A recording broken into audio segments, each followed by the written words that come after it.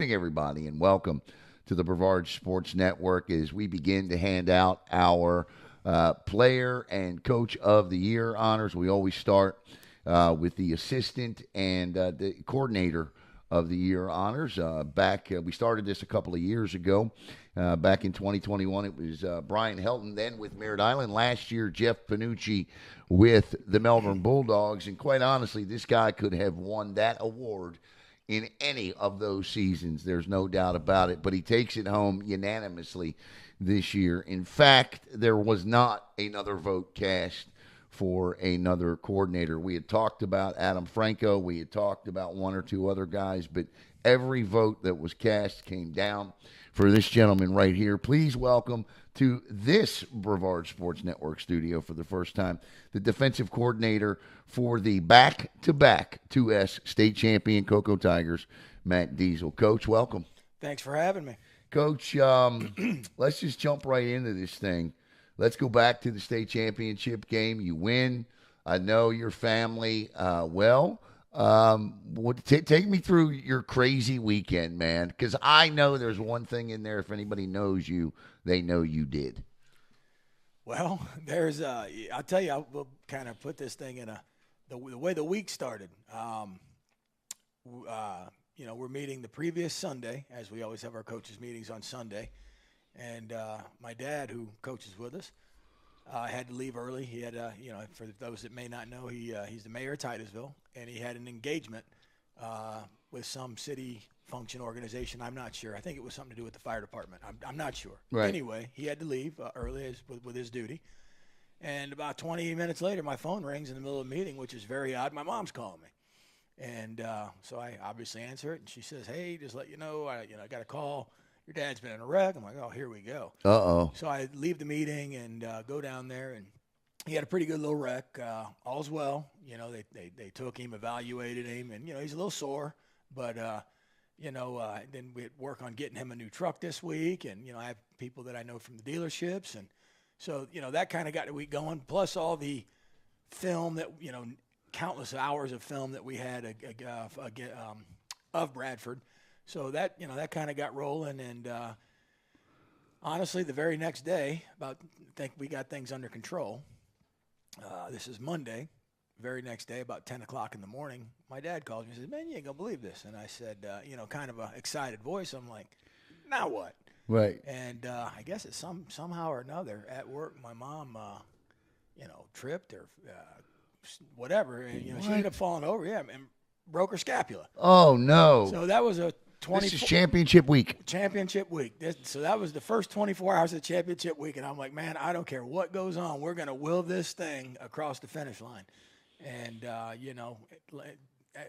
in the end, everybody's going to be just fine, and it was a wild 24 hours, and we're thankful for all the blessings that came about through those events. Well, I'm glad to hear that. Yeah. You win. Yep. Where did you go after you won? Waffle House, Of course, right. Yeah, we got done. Yeah, as soon as that just the week was wild, but it was always great to. For anybody that knows me, knows that I am certainly a fan of a Waffle House. Yes. And what do you get? Actually, I went against the grain that night. I'm normally a steak and cheese omelet. I like my hash brown smothered, covered, capped with raisin toast and a large Coke. There you go. But that night I happened to walk in. A guy had one. I was like, man, that looks really good. I was in the mood. They had the double cheeseburger. There you go. Yep. Okay. All right. Coach. Good to go. Coach, talking about, I've seen not as much as you or your dad, and I know you and your dad do a lot of talking, so I'm going to pick your brain from this thing. This defense this year is the best I've ever seen in Brevard County. 5.8 points per game in the playoffs. Yep. What you guys did during, I believe, and I don't know, but I'm sure somebody will find, I believe you set a program record for sacks this year with 60. You guys, that defense, I never had any doubt you were going to win this state championship game. And I love the offense, and I love what Coach Snyder, Coach Franco, and Brady Hart. I love what they do. But the reason I was so confident about whether or not this team was going to win the state championship was because of the defense and what you guys do defensively, and how you have just taken some of the best players in the country out of games this year. Talk about this defense. Well, this defense, first and foremost, it's about the man in the ring. It's about the kids that are out on the field competing. We have some unbelievable athletes. There's no coach that gets any coach of the year or, you name the award for performance without great athletes. We have some outstanding athletes at Cocoa. We have some great kids at Cocoa. I don't think a lot of times people think, oh, Cocoa, but I'm telling you, Cocoa has some of the finest young men that I've ever come across in my coaching career. We have some fantastic kids. That being said, as much as the kids are gifted and they have the ability to be excellent athletes, what makes them different is, the standard. Everybody, the Cocoa, it's the standard. The standard. People want to be a part of the standard. The standard's not easy to meet, and once it's met, it's not easy to maintain. The kids at Cocoa are willing to put more than enough work in to hold up to their end of the bargain and maintain the standard. The standard's been set, and it's you're either in or you're out. And if you can't maintain or be a part of the standard, you don't last long. So the first thing is I'm going to tell you, we've got incredible players and who are good people, and they're coachable. Now let's go to the coaching side of things. Yes, I am the defensive coordinator, and I certainly do all the things that a coordinator should do, but I've got great guys around me on this defensive staff. We talk about, we'll start with, a guy, well, first we'll start with my dad. I mean, he's upstairs in my ear. Yeah. He brings 40 years of experience, 40-plus years of experience to the sideline. Then we'll talk about Coach James Folston.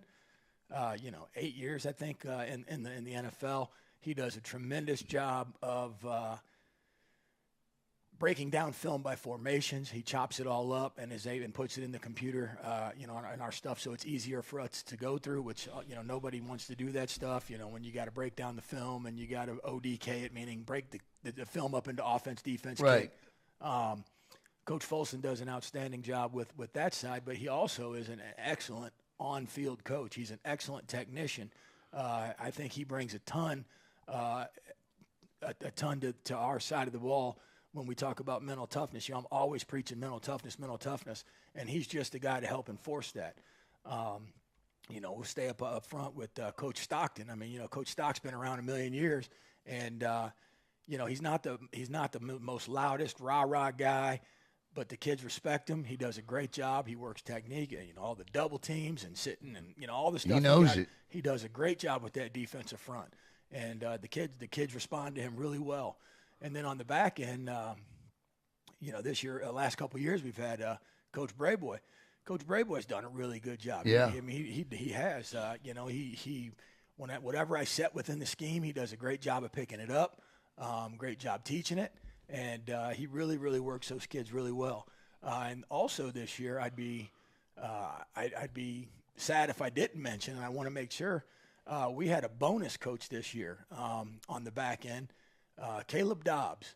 Yeah. You remember Dobbs? He was a standout player for us. And truthfully, when I think of Dobbs, I always tease him. I'm like, man, there's a million plays that go into a game, but I'm always had an interception last year in the state championship game for a touchdown. That's what I tell him. Dobbs, I said, you can come into anything we ever got. I said, without you in that pick six, we probably don't have a ring from the previous year. No, you don't. And but he is going to continue his playing in education career starting, January at Eastern Michigan. He had a little injury that set him back a little bit through track season last year. I think it was triple jump. I may be wrong about that. But he had a little bit of an injury, and he's gone through all the rehab. He's out there. He looks great. Good. But as much as he was, we wanted him to be a part of what we were doing. Coach Schneider and I were sitting at a restaurant talking over the summer, and he was a concern of ours about, okay, all these kids are at school, blah, blah, blah. I said, but dang, Dobbs. And I said, he can be, let him be with us. We'll bring him on as a coach, put him in a coach's shirt. He knows everything, we got going on. Right. And Coach said, man, Coach Snyder said, let me think about it a sec. Thought about it. And he said, I think that'd be a great idea. Yeah. And so Caleb Dobbs was very good and a very big help. And it's really an odd situation for a guy that just graduated to come back and be a coach with kids you just played with. Right. But I'm going to tell you, the respect that he has from his peers, kids that he played with, and then the young guys coming up who didn't play with him. Coaching's in his future if he wants it to be. He's awesome. That's fantastic to hear. I didn't know that, and that is tremendous. Yeah, tremendous to hear. No, we really have a great defensive staff, man. I'll tell you, and as much as we do on the defensive side, like I said, the Coach Folston. I mean, he's an endless resource. He does. I mean, just an exceptional guy in every way. I always talk about. There's nothing more important than one's time. You can only get so much time on this earth. And he has the resources and means to do a lot of other things in life that would probably be very leisurely for him, a lot of fun. And he still has his good times, but he's been unbelievable to the Cocoa high school community, the student athletes, helping with getting weight room stuff renovated, track. So I can't say enough about Coach Folston. He is top notch. I always say when you're looking at the heart and soul of the Cocoa Tiger program, I always say Coach Foe, Coach Bud are it. Oh, for sure. Coach Bud, when you talk about respect and pecking order and stuff like that, obviously Coach Snyder he's the guy. Right. He's the head coach, right. And but when you talk about that, the regime that's been here through it all. Nobody commands respect like Coach Bud. I mean, he coached. I didn't know this until recently. He coached Coach Folston in Little League football. Wow. Yeah, Coach Bud is a staple in that community. Yeah, that's incredible here with the Brevard Sports Network 2023 defensive or not defensive but coordinator assistant coach of the year. Coach, I want to go back to a couple of games, and I want to go back to the state championship game for a minute. And I think this kind of ties in a lot to you and the way that you coach. First of all, I know you're an X's and O's guy. I know, you say nobody wants to break down film. I don't know if you enjoy it, but you certainly know it. I mean, you know this game. You know how it's played. You know the formations. You know all of that. But I think the thing that makes you the exceptional coach that you are is that the feedback that you take from everyone. I've watched you under the tent. I've seen you with your guys. I've watched you ask for their input. I've watched them give it back. I've watched you take their advice. Talk a little bit about, let's go back to Venice. You hold Venice to 21 points, their lowest output of the year. St. Thomas, the second lowest point output of the year. You shut out a Treasure Coast team that hasn't put, the last time Treasure Coast was shut out was 2019 in the Final Four against Apopka. Many of these Seminole hadn't, scored 3 points or less since 2020. So you shut down a lot of perennial powerhouses this year. And, how do you do that? And I know it's the athletes. Oh, yeah. But there are a lot of teams, not just in this county, but across this state that have the type of talent that maybe Cocoa has, but could never do the things that you guys did this year. How do you put that together? Well, when you said Treasure Coast, that just was one that going in. So my history with Treasure Coast, same offense. Going back to my Titusville days, first time we played Treasure Coast, we won 9-0, and I think that was probably the 15 season. 9-0, and we shut them out. Now, they weren't as good then as they have been the last couple of years. The very next year, we played really tough, and we lost in a nail-biter down at Treasure Coast. We all know about what happened at Treasure Coast. I think that was 3 years ago at Cocoa. Yeah. I believe it was 56-55. We were struggling to make a stop. They had, struggling's They had a pretty good running back, too. They had a great running back, and Edrin James' He's his son, yeah. And we made a couple adjustments there at the half, to try to slow down some of that stuff on the edge. But when I was thinking about Treasure Coast this year, what the secret sauce was this year is they have a couple keys that are 100%. You know, when you're breaking down their film and you see who's doing what, there is certainly one specific key that really tells you, you know, direction of the play, which that was critical and crucial in our pregame, our study all week. Now, that's all well and good, and I can tell them where the ball's going every single play. But if you don't have the horses to stop, to get there, right? And what this defense was built to take on a team like a Treasure Coast. I mean, you know, I think that game, if I'm going back here, but I want to say we played with 5 hands down in the dirt. Yes. Every snap, yeah. And we still had some rotation and some depth. I've been around a lot of high school football teams. I've never been a part of a high school football team that had the depth up front that we did. And that's what it takes to beat a team like that, Treasure Coast, is you got to have the depth up front to take on that surge that they keep pounding. Right. And, you know, but that's, you know, there's a couple things. You know, going back to the Seminole game, I thought we played really well, and we were more in our base personnel there, and we gave them some different looks. We go back to Jones early in the year. You know, we give them. You sat down a 4-star quarterback. I don't care what anybody says. You got him benched. Yeah, you know, that was a really good team, and as you saw throughout the year, they had. And he committed the next day. Yeah, he did. He committed the next day. Ole Miss, right? I think. Yeah, Ole Miss. Ole Miss, yeah. Yeah, I forgot about that. Yeah. But no, that was one of those weeks where, you know, some weeks playing at Treasure Coast, it's about. You know, it's always about being gap sound, but, you know, being gap sound, not getting washed, splitting double teams, squeezing, hitting your aim points up front, linebackers playing with depth, not getting caught up in the trash, trying to move laterally. You know, so there's a lot of stuff that goes into that. But when you go to a team like a Jones that wants to throw the ball a ton like they did, and they had some good running backs too, but they had, you know, I think that number one for him was outstanding. They couldn't penetrate that front. So, you know, that was a different game plan there. We had a variety of blitzes dialed up. Hilson was spectacular in that. Yeah, and, you know, he was some of those blitz packages, you know, double inside breaks, blitzing Samadri around the edge.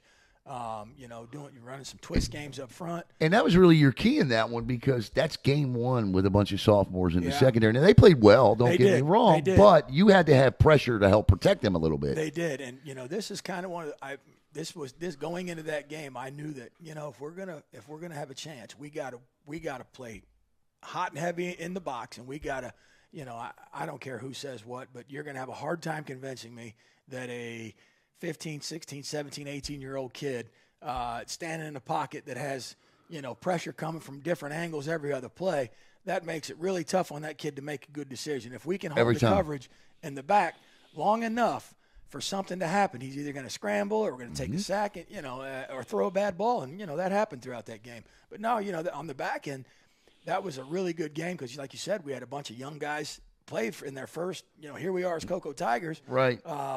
Now we had, you know, 2 veterans. You know, we have Nate Chastain and Josh Brown on either side that were kind of helping direct traffic. But we had some very young guys out there getting real snaps against real team, and they did a great job. You know, we mixed in some couple different types of zone coverages. We mixed in some match quarter type stuff. You know, reading 2. And then we played, you know, in some situations we had to get in there and play some man-to-man, and that's tough to do against a team like that. There's no doubt. And I know St. Thomas puts 37 up. Yeah. But the bottom line is you really did a nice job on their offense, especially in that first half. Yeah. And that's so that his name is escaping me maybe. That's all right. They have a running back that is committed to Ohio State. Yes. 2 of them. Yes, and the bigger physical one, and you know, I'm drawing a blank here. I should have done a little pregame. No, it's study. all right. But you've done enough of that this year. Yeah, but later in the game, you know, early on, we were able to keep him at bay. But as the game progressed, that's where those real Division I backs that are, I don't know, let's say 6 foot, 6'1", 225 pounds, you know, a ball of muscle that are shot out of a cannon. You know, they start to wear on you late in the games. Yeah. I thought that, excuse me, I thought St. Thomas's game plan, I think that's what they were counting Thinking on. of Lyle. Yes. Lyle. Yes, that's him. Yeah. Yep, good draw. But later in the game we started to struggle with him a little bit, and those tackles that we were making, now all of a sudden that tackle's going for contact plus 3 or 4, and you need 2 guys to secure him. But no, that was we did. That's a game you play early in the season against a team like that, like you did. You could see what was coming in that second half. And what I mean by that is St. Thomas had figured out somewhat kind of how to minimize the damage that Boggs and Hart were doing to them in that later stages of that third into the fourth quarter. Yeah. And that's when they began to wear down your front. Yeah. But you guys fought in that one. Yeah. Obviously should have won the football game, but hell of a game. Oh, it was a great game. If you're a fan of football, that's a great game to watch. And I'll tell you, our offensive, that was one of those that I don't get to watch our offense very much, but I did have later in that week or maybe the weekend, I went back and just watched the game. Man, I'll tell you, were they firing. That Brady Hart, man, he had a heck of a game. And a young kid on such a big – sophomore. I don't know, 15, 16, whatever he is, on such a huge stage at St. Thomas. And I'm going to tell you, and I know there's some programs that'll certainly want to bark about being a great environment. You got the Vero Beaches, you got the Bradfords. Their home stadiums are nuts. But that St. Thomas home section, especially that student section where they pack in 1,000 of them. Yeah, that place is nuts. It's crazy for Brady to come out and perform like he did with the receivers doing what they did. I mean, that was a heck of a night offensive production, and we were fortunate enough defensively to keep us in it. I don't know that anybody else in the state, and I'll have to go look, but I don't know that anybody else in the state this year played a schedule where one team wins a state championship, the other is a state runner-up, Venice and St. Thomas. Mm-hmm. And that Venice game was unbelievable. Yeah, boy, look at Lakeland. 60-48. I don't know. I mean, you could do the research, but try to find a more high-scoring state final game. That was incredible. And you held Venice, who put up 48 against a damn good Lakeland team, to just 21 points. Yeah, we felt going into the Venice, and everybody's got their own opinion, but I felt, I should say, and then I think most of the coaches agreed. I don't want to put any words in anybody's mouth, but I felt Venice's offense was the better portion of their team. The quarterback they have, I believe he's committed to Central Michigan. I think it's Central, with where Coach McElwain's at. Right. He's committed there. He's, and I knew he was big in film, but when I saw him on the field pregame, and then. After the game, he reminded me, and Coach Schneider agreed, he's a carbon copy as far as frame and stuff of Dante Culpepper. Yes. 6'5", 6'6", 235, 240 pounds. He ran like a deer. He's got an arm that he can throw the ball 60-plus yards. I mean, that's a talented kid. And then their offensive line is so well coached. They do a great job in all their run game stuff. They're not scared to run their quarterback. So now you're defending 11 on 11, where a lot of times, you get the pocket pass and you're playing 11 on 10. And he was a part of their offense. So the Venice, and I'll go on record in saying it. We just talked about it this past weekend, a couple coaches and I. If I had to go back and if there was a team that, let's say, we're Cocoa. We'll play anyway. Right. But if somebody said, "Hey, let's do that same schedule again, but we're going to have to drop one team," I'd like to drop Venice.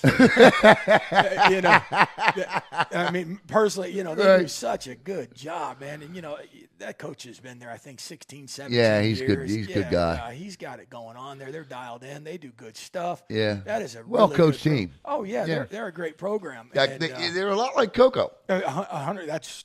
A lot like Cocoa. We played them, 2-3 years ago. We lost to them 21-20. Yep. And then we beat them, I think, 31-21, if I'm not mistaken. Yep. Beat them by 10. And then that was really Hart's coming out game. Man, he had a good one, didn't he? He sure did. He did. And I was proud of it. He's I can't say enough good words about him. And just so people understand, the combined record of the opponents that Cocoa played this year. You ready for this? 117-41.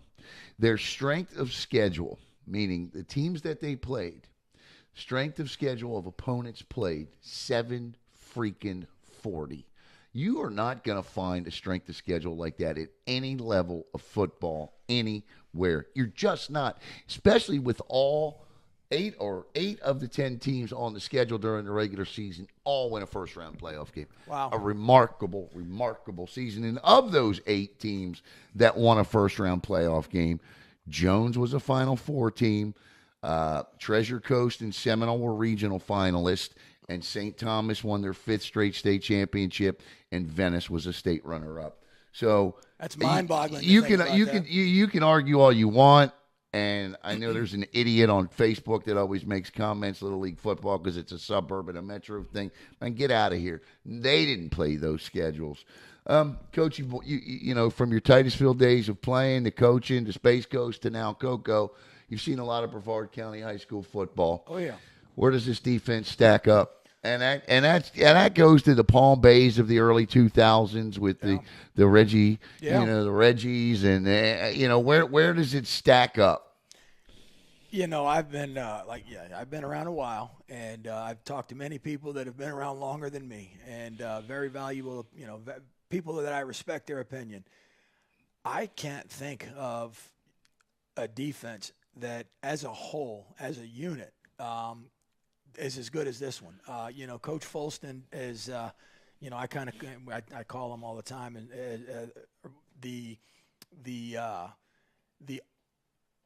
the gatekeeper, if you will, the authorization that when he puts his stamp on it, it means something. It means something. He's a guy that's been in the Cocoa community his whole life. Yep. He's been around for. Did you name the track after him? Yeah, all the greatness of the community, and I don't know if he's officially said it yet because Coach Folston is a numbers guy. He just won't say something with it, coming out crazy. He's going to have stats and data and numbers to back it.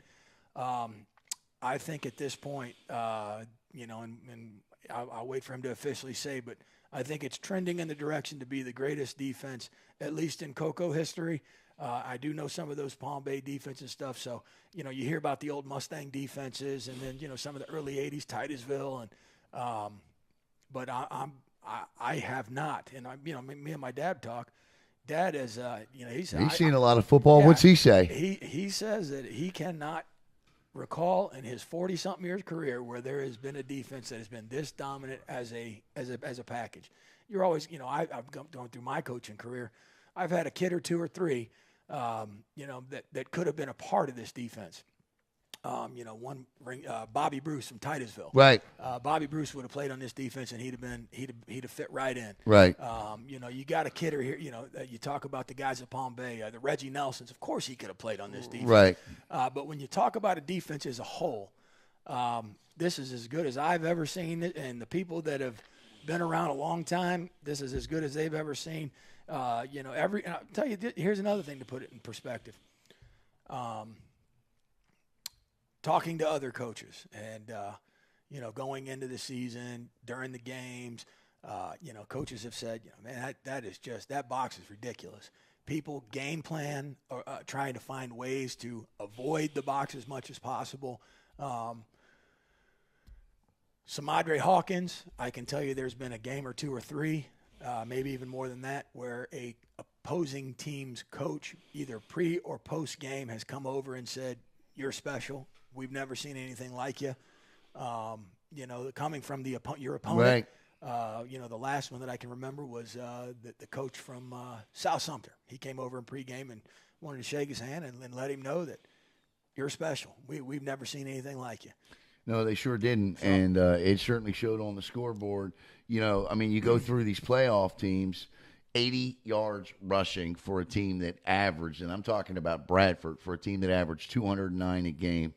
You held Booker to 34 rushing yards, a team that averages 260 rushing yards a game. South Sumter cracked the century mark, but they had a big run in that one. Denellen, a team that averaged about 200 yards rushing a game, 61 yards. And Eustis, I don't even know why they attempted to hand the football off, 28 net rushing yards in that game. So what that defense did was absolutely remarkable. And I wrote in your write-up for Coordinator Coach of the Year that, that first play of the game in the state championship where the back were scampers for 56 yards. Yes. Good play by them. Yep. It was a nice block up front. They created a hole. The back got through. Yep. But after that first of all, the 56 yards on the first play, and they end up with 14 more yards rushing the rest of the game. Yeah, that was, it's easy, especially on such a big stage. And what was going through your mind when he hit that gap? My first thing in my mind is to reassure our kids, because they're always looking at you how to respond. Right. Settle down. We're okay. We're fine. And just keep playing. Play the next play. They ripped off. Got a big game. And, just everybody calm down. We're going to be just fine. Do your job. We've been training for this all year. The offense that we were facing has been very similar to some of the stuff we've seen the last previous weeks. We're going to be fine. And so that was my first reaction was let's calm everybody down. I don't want anybody, what happened, right. getting excited. And, in the end, realistically, what happened is we over-pursued. Right. We over-pursued. And when we over-pursued, we got out of position. When we get out of position, there's a nice hole. He made a nice cut. And they're talented. They got some talented backs. Yeah. That number 0 is tough. That number 2 is as gritty of a player as you guys played against this year. 2 is a special. I don't know what he's got going recruiting. I 23 offers. Yeah, man, he's good. He was as good as, and I know you guys played against Charles Lester, and I know about the DBs from St. Thomas that are going to Michigan, the running backs that are going, but that was the best guy you played against all year. Yeah, he was really good. He was dirty. He was. But he's a real when I kid. say dirty, I mean he was dirty in the sense where he knew what he had to do to get the job done. He challenged not just your players, but he challenged the referees. Yeah, no, he's a gritty kid. My hat's off to him. I know he played a ton of defensive back as well. Yeah. He doesn't get much rest. He's a great player. He's a dog. He made some great catches that were well defended. Who was the toughest team this year with that schedule you had to game plan against? Who created the biggest issue for you this year? Game plan wise, well, you looked at it and you went, they're tough. Because I talked to you. I always come down on the field and I talk to you and Franco before the game. And my question to both of you is always the same. What do we got tonight? What are we dealing with? If I think game plan wise, I think a team like Venice is tough to game plan for, because one play they could be, 2 backs in the backfield, 2 tight ends on one side of the ball, or double tight. They could be 3 running backs, 2 tight ends. I mean, real heavy set stuff. Right. And without a personnel change, the very next play be tight end trips. They're out empty, and now you got the quarterback. So they were tough to game plan for.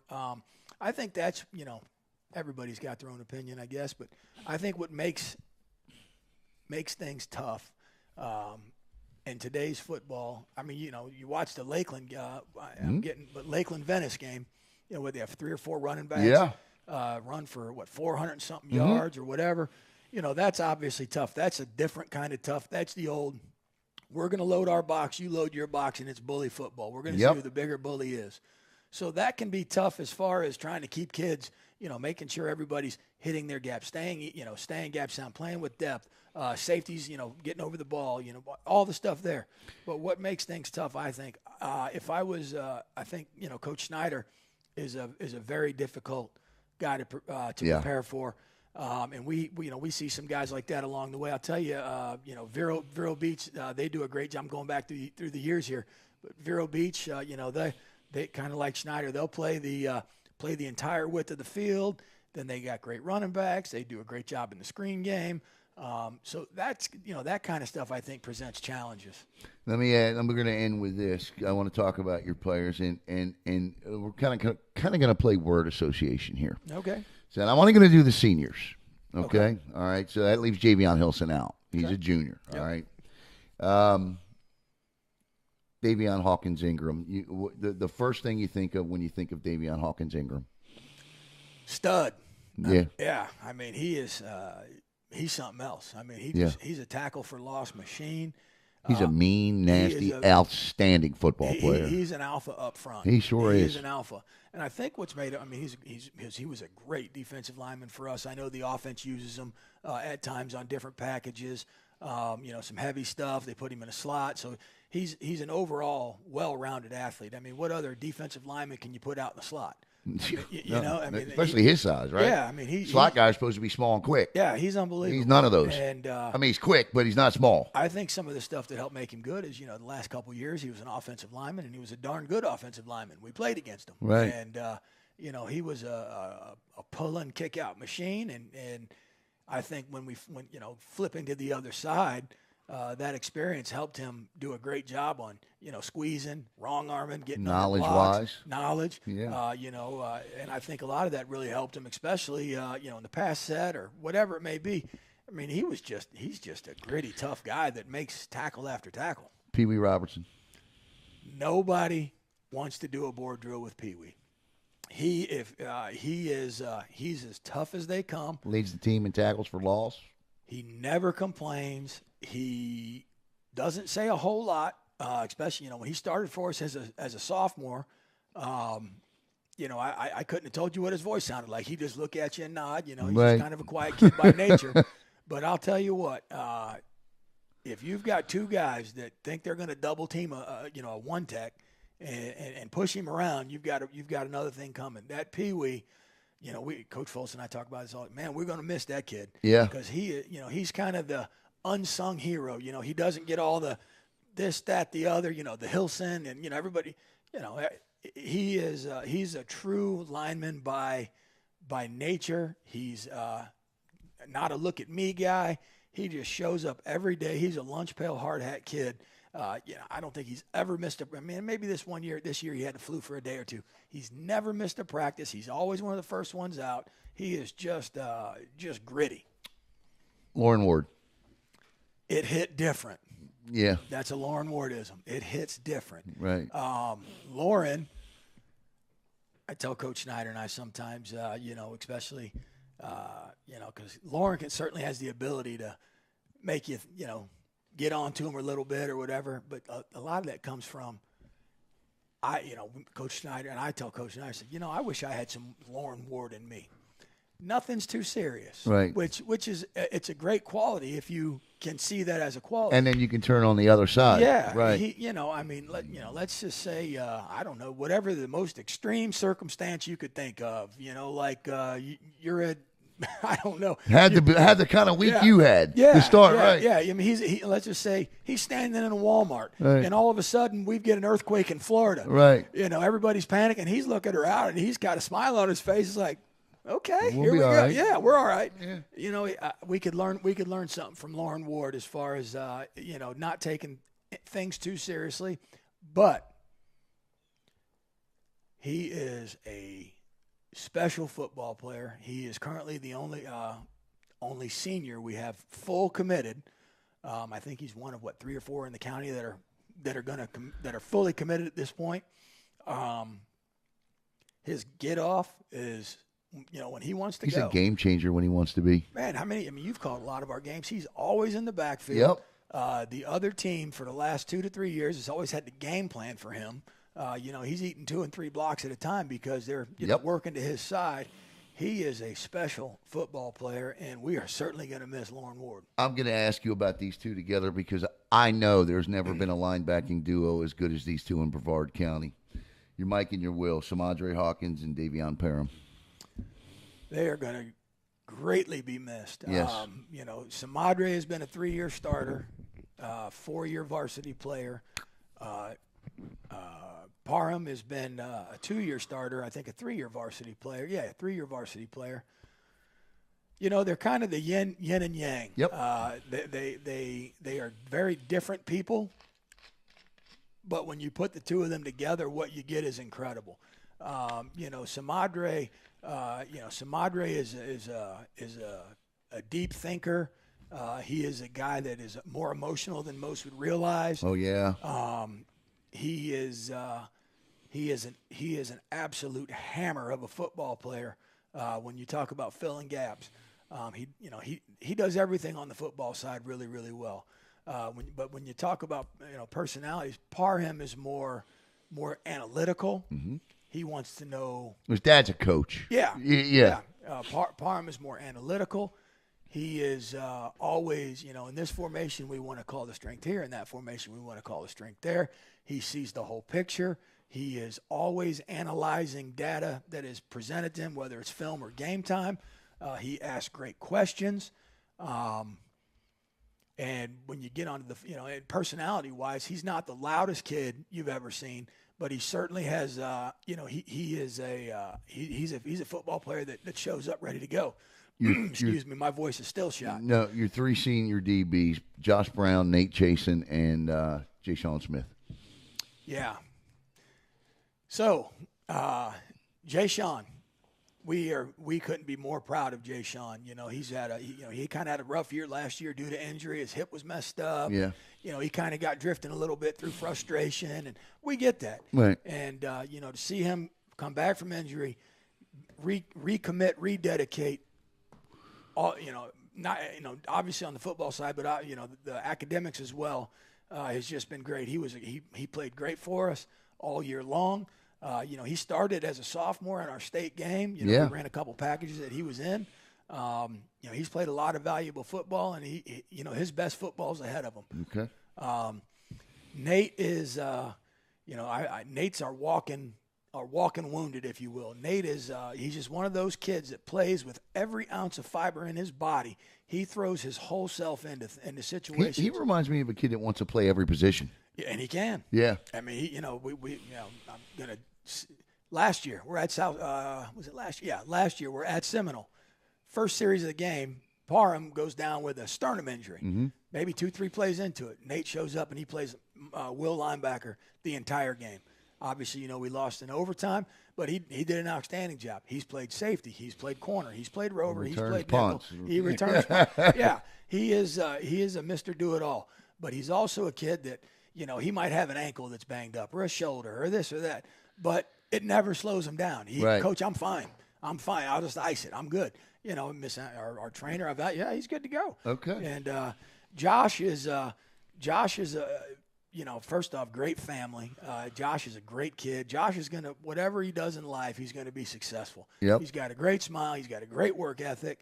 He has an entrepreneurial spirit. He runs a lawn company. He's always making stuff happen off the field. On the field, he is his breakout game was his sophomore year at Venice, and he kind of got rolled in there due to an injury or whatever. I don't remember the exact circumstance. And, man, did he show up. And Josh is another one that he's played safety. He's played the nickel. He was a great nickel for us. He brings a ton of physicality. We're going to miss all these guys, and Josh is going to be successful. Coach, you get a ton of great talent back, and we can't wait to see what the future holds for this Cocoa Tiger defense. If you could I'm going to say right now, obviously the dark side defense has been the mantra for this unit forever. Yep. Started by that first legacy team that won that 08 and 9 championship. And we'll see what happens tomorrow with the vote on the open and all this and that. So we're not going to worry about schedules or none of this. But if there were one thing you wanted everybody to know collectively as a whole about the 2023 Cocoa Tiger defense, what would that one thing be? They are champions on the football field, and we have a lot of kids that are going to be champions in life. They have everything it takes. They have drive. They have work ethic. They have mental toughness. They're going to find a way to get things done.